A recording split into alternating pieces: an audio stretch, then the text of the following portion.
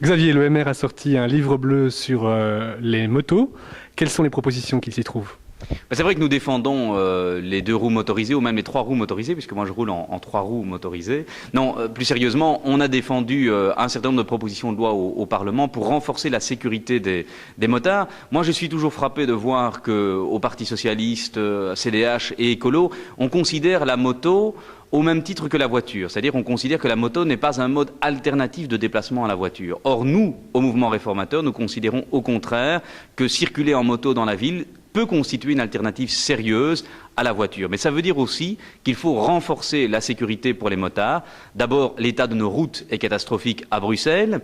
Ensuite, il y a des propositions très concrètes à mettre en œuvre. Je vais en prendre une pour ne pas être trop long. Les bus circulent dans des couloirs spécifiques sur beaucoup d'artères à Bruxelles. On a de plus en plus créé des artères spécifiques et des couloirs bus. Aujourd'hui, seuls les vélos peuvent emprunter ces couloirs bus. Nous souhaitons, et on souhaite que le PS, le CDH et Écolo répondent à cette question.